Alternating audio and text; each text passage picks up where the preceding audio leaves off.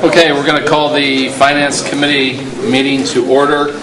Present are council members Floyd, Frazier, Koss, Bub, and Marmee.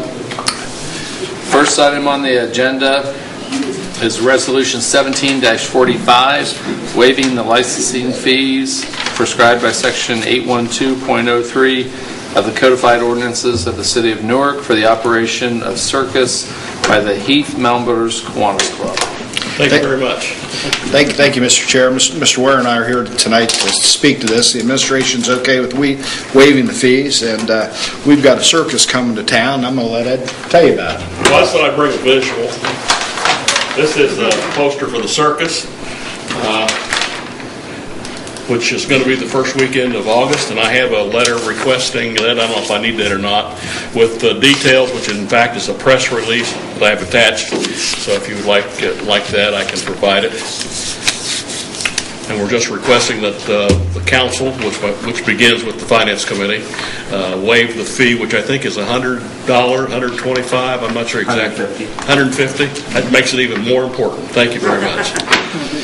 And this will be at the site of the NASA soccer fields. Is that correct? Yes, exactly. Those have been around a while. The old baseball field that's in back of the NASA soccer field, which now belongs to the foundation, and it's been leased to the NASA Soccer Association. Okay. We have their approval to operate there as well. So, thank you. I'll make a motion. Sure. Have a motion by Floyd, second by Koss. Questions? Ed, how you doing today? I'm fine, thank you. So last time this circus came to town was 3 years ago, correct? Right. And this is the Carson and Barn Circus? Yes, it is. So we're trying to waive a $150 fee in accordance with 81203. Are you aware that they have 85 animal violations in the last 35 years that they've been in operation? Well, I'm aware that the internet alleges that they have had. I've looked at many of them, and oftentimes the PETA and other organizations will claim that it's Carson and Barnes, when in fact it's been other circuses. I've seen some videos that claim to be Carson and Barnes and aren't. So the elephant torture video, is that the one that you're referencing where the trainer is stabbing them in the leg? That is not Carson and Barnes. Okay. So when I was protesting this 3 years ago, because of the animal cruelty with elephants and the lack of appropriate housing, you contend that the current tour that they're doing, which involves visiting 9 cities in 11 days, is adequate time for the animals to recover and rest from travels? Usually the travel time in Ohio, for example, next week they'll be in Worcester, and I forget the other towns. But so they're currently in Lima, correct? And then they're going to western Pennsylvania, and then they're coming back to Ohio? Yes. So it's a couple hours usually between the travel times, because they'll be here on the 4th. They will be here very early on the 4th, which I think that's right, Friday, and there won't be a show until 7:30 in the evening. So the animals will have an entire day. As an example, they'll buy local hay, and we'll be getting water from the city water plant, that sort of thing, to take care of the animals. And I would defy anyone to see any evidence of torture or any kind of maiming or mishandling of those animals. So when you're there and they have the sickle in order to control the elephants, that penetrates the skin? No, it does not. It does not penetrate the skin? It does not penetrate the skin. Okay, so I beg to differ on that point, because that's how they're trained, and that's how they get a 2-ton animal to do what they say. Well, if I took my thumb, which is not very sharp, and pushed it into the sole of your foot, you'd respond. And that's what they do. It's a very sensitive area, and they just simply prick that little spot with a very blunt little hook. And I used to watch my father-in-law many years ago training show dogs, and he had a little sharp comb. He just slightly jab them in the belly, and they tighten up, and perform. So it isn't cruel. And what about the electroshock that they use on the elephants? Is that just a necessity? Never seen it done, and I again think that's what you're seeing on television, on the internet, is other circuses. In fact, Carson Barnes operates a sanctuary in Oklahoma, where there are places located where they have the animals that have been retired from the circus. They're only carrying 3 elephants, for example, now. At one time, they had probably 8 or 10. And do you think that's because of public pressure with what's going on in it's Barton cost. and Bailey? It's simply cost. With the cost of fuel, they can eliminate 2 or 3 trucks that they have on the road, so it's just simply a matter of cost reduction. Yeah, I just have a real concern with setting the trend of allowing this circus in our community, because I feel that the way and manner in which they treat animals, in 3/8/2017, a llama was exposed to broken glass, and they got a welfare violation against that because they housed it in a barn with a broken window with broken glass in its container. In 5/25/2016, they got a $16,000 fine for mishandling elephants. And then in 2014, elephant TB was retested, and it showed that they failed to adequately provide health care for it as well. Did you confirm that it was in fact Carson? Who would I call them? What's the best source if I can't use PETA as an example? Call Carson Barn Circus. And they would adequately give me all their American Welfare Association. On their website, which you can get to real quickly with just Big Top Show is one of their website names. They have some information there about the Animal Care Foundation that they operate in Hugo, Oklahoma. And so I've been to their website, and there's no reference to any of their welfare fines due to their violations. What if there weren't any? I find that very hard to believe, that there is no violations, and that everybody else that's saying there's violations is incorrect, and that an organization would post their dirty laundry out on their website for organizations that are trying to get charity. I would beg to differ with your comment of everybody else, because it is almost singularly PETA. Okay. And they will, in fact, probably be here. They were last time in 2014. Did some demonstrations, and we've had good conversations with them. So I was there, and I'm not a part of PETA. I'm just a concerned citizen, and the people that were local organizations that were concerned with circus cruelty to animals. And so there might have been some PETA representatives there, but by and large, it was a local act to show that... No, they were PETA. I was there, and I'm telling you that I'm not a part of PETA, and my wife was a partial organizer of it, and she is not a part of PETA. And so just because people are opposed to circuses does not mean that they're a part of an organization such as PETA. And you have a right to object, of course, but I think you'll find if you do some real good research in the websites that I've looked at, and I've looked at a lot of them, they're not Carson Barns in the first place. They're alleged to be. They'll mention any circus. One, for example, talks about an incident in St. Louis where an animal broke loose, and they attribute that to Carson Barnes. It wasn't. It was another company. Do you know what that company's name was? It may have been.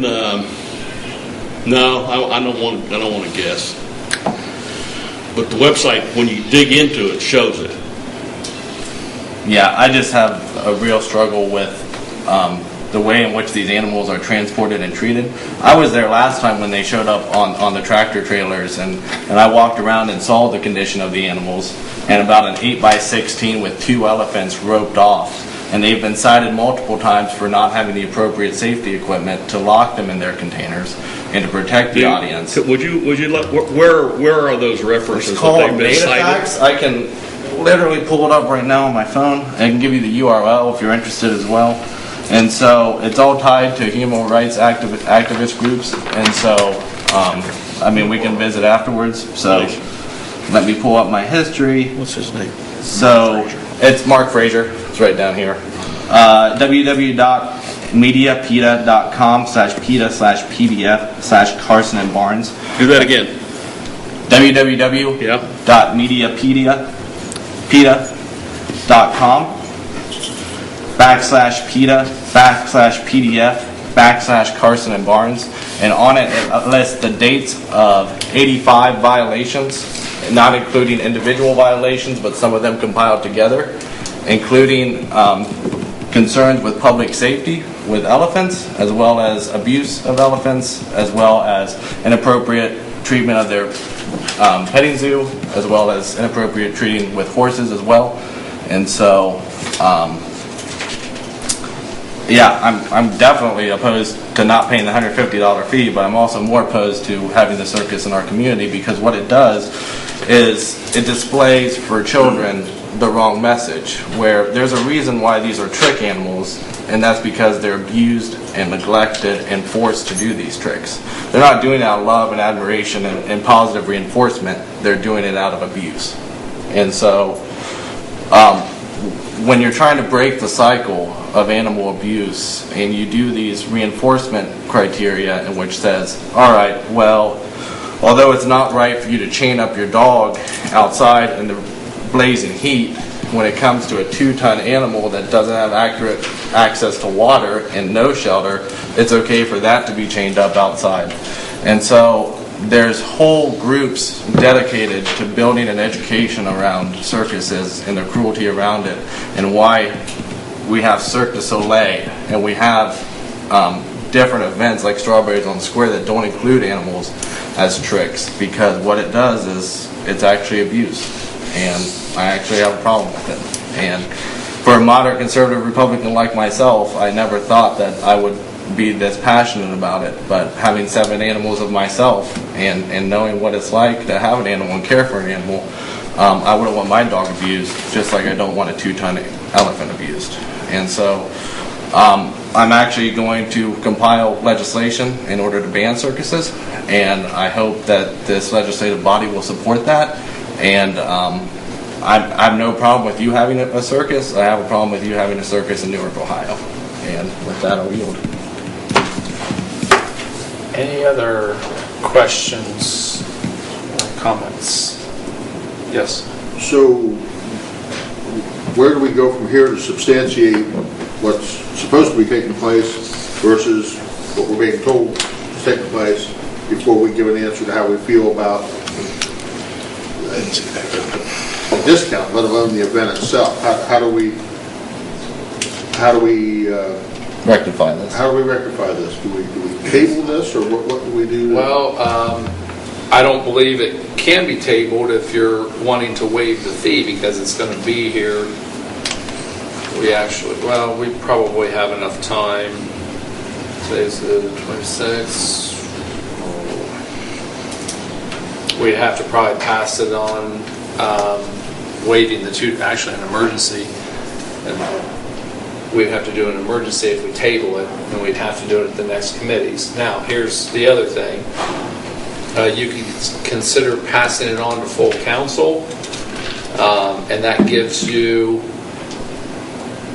all of us 3 weeks to do the appropriate research, because it won't have to be voted on next Wednesday, a week from Wednesday, when we have our next council meeting.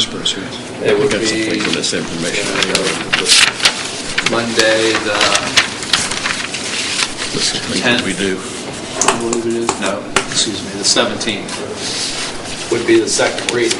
And full disclosure, this is to waive a $150 fee. I'm going to have to bring additional legislation with an emergency clause to ban circuses that have treatment of animals. And so that would be voted on not next week, but 2 weeks after. And here's another point that I'm just going to comment on.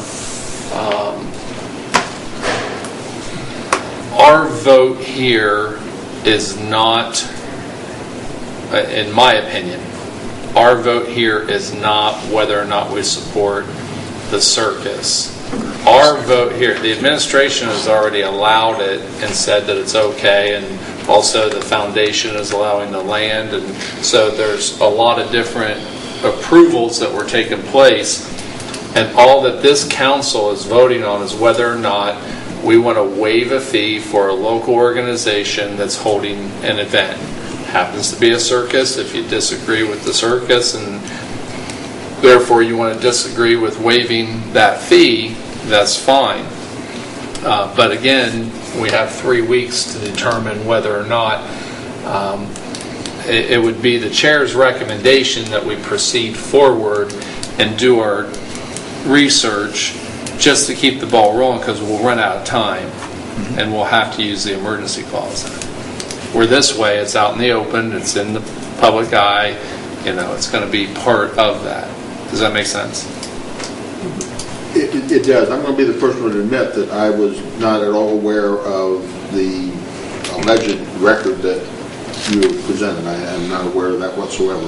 Right. And I think that needs to be, we need to have some clarification. And when we, Mr. Chair, Yes. when we talked to Kiwanis in 2014 as part of that protest, a lot of them pleaded ignorance as well. And they said we just weren't aware in our research, we didn't find this out, yada yada. 3 years later, I don't really know what the excuse is. I mean, it's hard for me to not look at the facts impartially and say, when there's all this documentation of American Welfare Act fines and regulations against this organization, I don't think it's something that PETA can just make up and present. Because it certainly seems like the body of evidence is not on the side of Carson and Barnes Circus, which does not say that they have had any American welfare or animal welfare fines, when on the other side you're looking at hundreds of thousands of dollars fines claimed by PETA. And so that it's about where the evidence is. And here's, I'm gonna try to proceed along with this, because really it comes down to $150. If we don't waive this, that doesn't say that they're not going to still have the events or anything. It just means that $150 is going to have to come from somewhere else, is basically what it comes down to. So I can tell you that I'm going to support this going forward, do some research just to keep it moving. If I decide not to support it down the road because of something that is discovered, then so be it, but I am going to support this just to go on to keep it moving. So we have a motion and a second. Do we have any further questions or discussion on this issue? With one statement of clarity, I'll send a link to Autumn to send out to all members of council that detail the violations and the multiple violations that they have per date as disclosed in that URL. Yes, sir. I would point out, as I recall, last time this occurred, PETA, in fact, sent a body of information to, I'm not sure to whom, the mayor, council, something, and we did at that time, and I don't have the details anymore. This may have been in 2012 that occurred, and we did do some things to refute the allegations, but that did happen at one point in the past. I'm certain of that. Very good. Any further questions or discussion? Seeing none, all those in favor signify by saying aye. Aye. Those opposed? Aye. Motion's carried forward 3-2. Move on to full council. Okay. Thank you, sir. Thank you very much. Appreciate your time. Next item on the agenda is a request for appropriation in the amount of $767.46.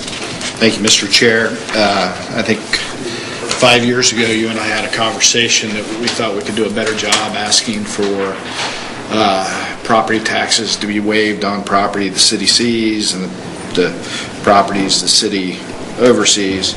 In this particular case, this is a check we received back from the T.J. Evans Foundation as a result of an exemption that was granted on property taxes. Motion. Second. Motion by Bub, second by Frazier.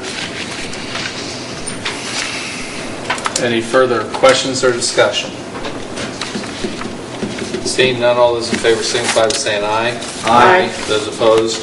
That motion passes 5-0. Thank you, Mr. Chair. Thank you. Next item on the agenda is a request for appropriation in the amount of $37,540 for a payout, I believe. Yes. This is for the salary for an additional bailiff in the municipal court. The funds will actually not come out of the general fund, but rather the court's special projects fund. We have a need. First off, there is already a slot for a third bailiff. We used to have one 15 years ago, 10 years ago or so.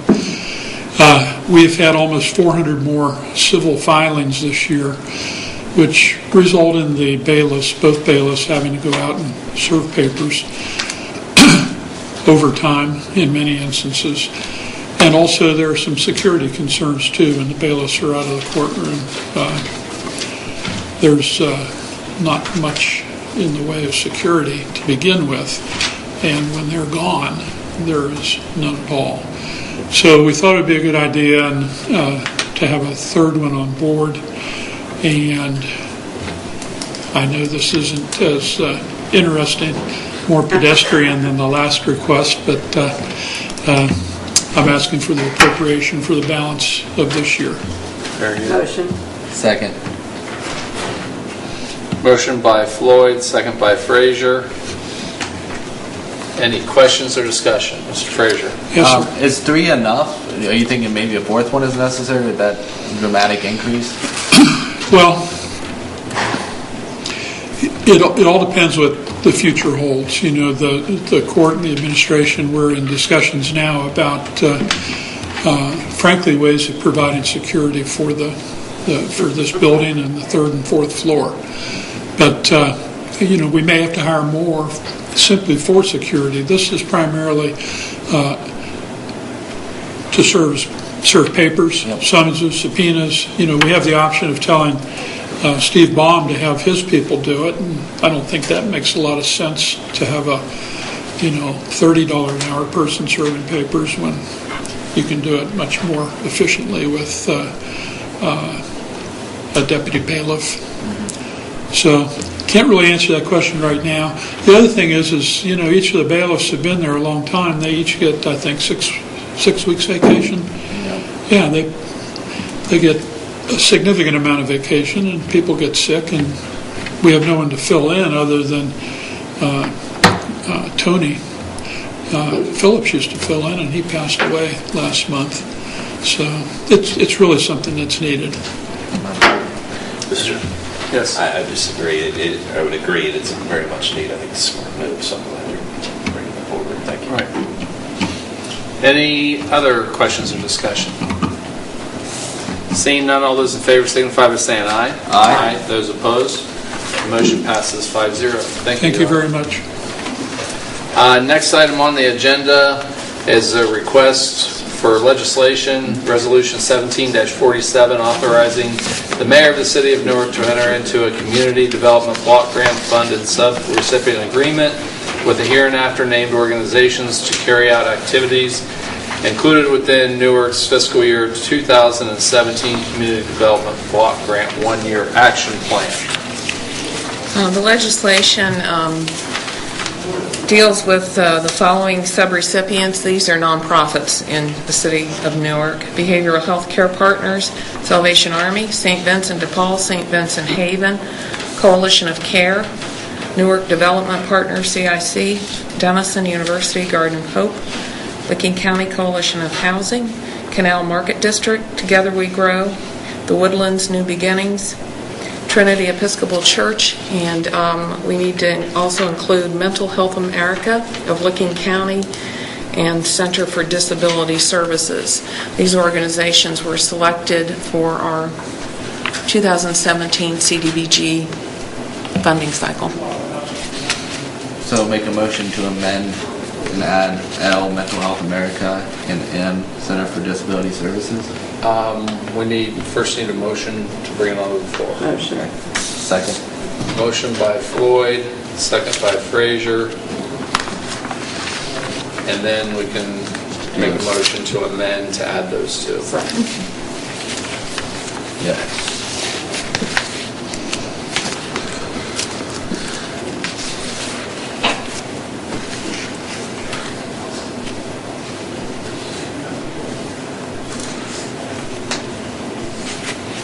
Okay.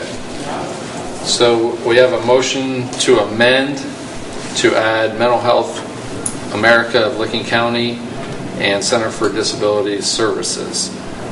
Questions on the amendment? Seeing none, all those in favor signify by saying aye. Aye. Those opposed? That motion passes 5-0. Okay. Now, questions or discussion on the proposal? So barring you having to name off all those again, do you have the dollar amounts for each one? You can go letter by letter. Yes, the majority of them, okay, I will tell you, okay. Newark Development Partners, CIC, 60,000. Everybody else gets 5,000 or less, with the exception of the CIC. Okay, Denison, $1,000. Center for Disability Services, $4,500. Now, the following are all going to get 5,000. St. Vincent, Behavioral Health Care Partners, Salvation Army, Coalition of Care, New Beginnings, Coalition for Housing, Canal Market, Trinity Episcopal. Mental Health America will receive $2,500. Together We Grow? Is that 5? Together We Grow, they are 4,000. Trinity Episcopal. 5. We're getting our handwriting in, so we appreciate it.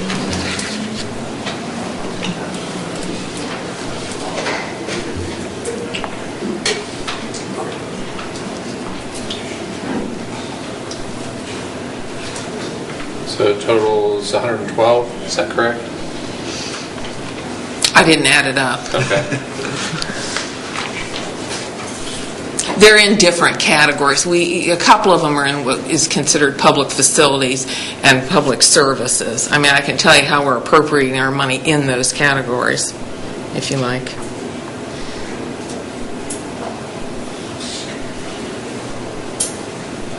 $102, I think. Okay. Any other questions or discussion?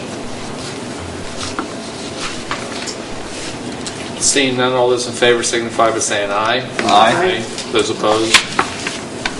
The motion passes 5-0.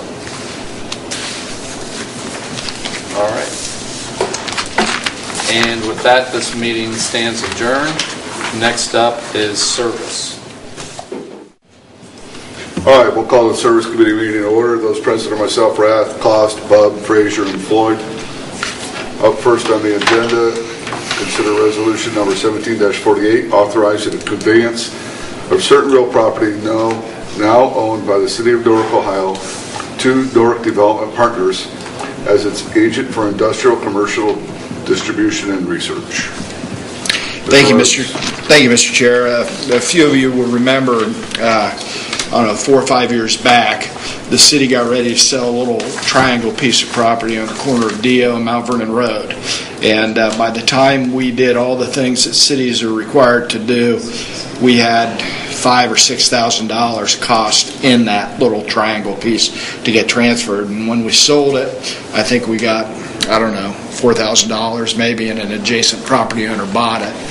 And had that adjacent property owner not wanted it, it would not have been sold because the other property owners wouldn't have bought it.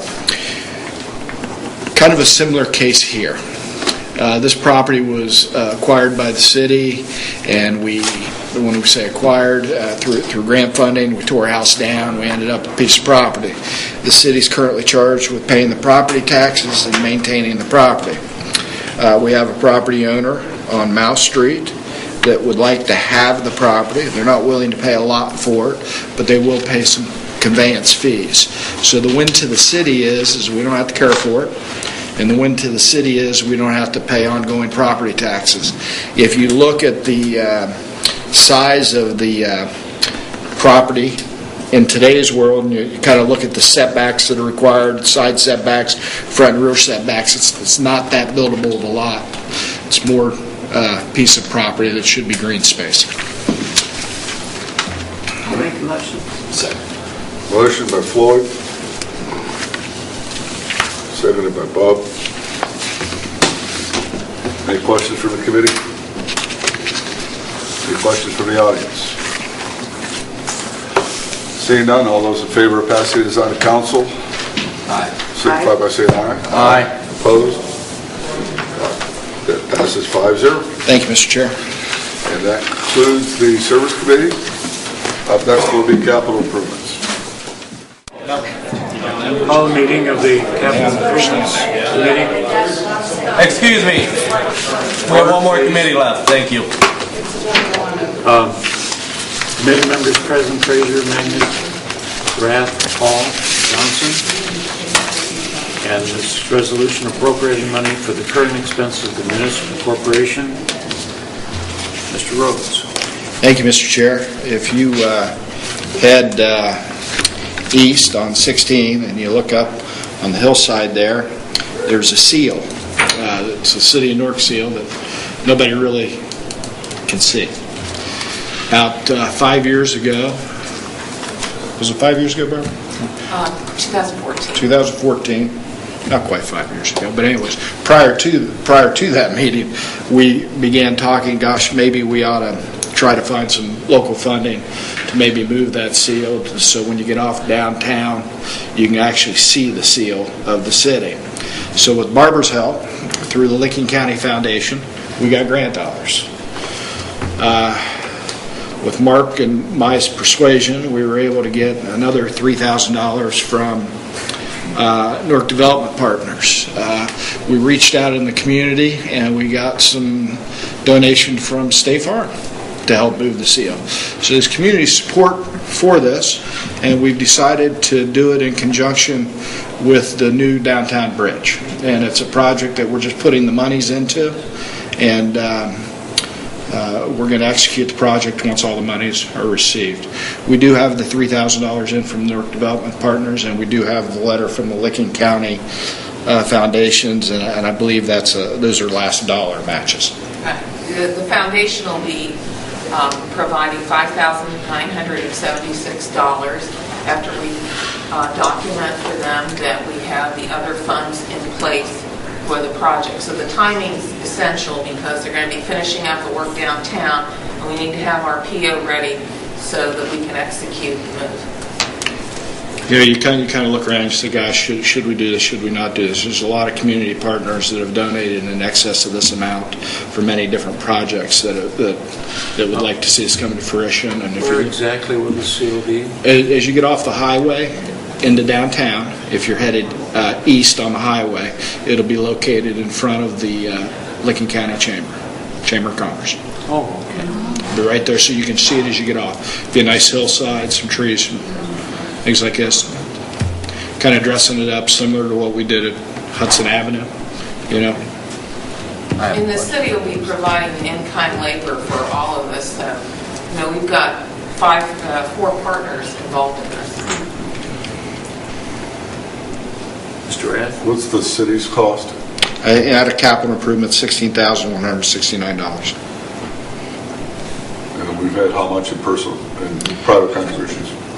It's over 10,000. Mr. Frazier? What's the total cost of the whole project, do you know? Well, if you add the in-kind in, and in-kind would be us moving some dirt around, things like building that. the mound. Yeah, building the mound, things like that, about $35,000. Well, actually, it's more than that, Dave. We're getting $23,645 in cash. We are contributing, and this was in 2014. Our in-kind at that point was $5,350, so it's probably gone up a little bit since then. And then the annual maintenance will be the responsibility of the city. So it's a pretty big project. And is the service department taking care of the annual maintenance? Mm-hmm. We cut that grounds anyways. Yeah. We take care of it anyways. I just have to watch out for a seal. You just have to watch out for a seal on a mound. But the seal will be lit, and you'll be able to see the beauty of it, and it'll provide a gateway into the city. And one of the biggest supporters has been Jerry McLean because of all the work he's done when you come into the city, and the seal's sort of the presentation that you're in Newark. I'll make a motion. Second. Motion by Rath, second by Frazier. Any other discussion? All those in favor? Aye. 5-0. Thank you, Mr. Chair. Hey, Curtis, it's been a pleasure to work with you. Thank you. It really has been.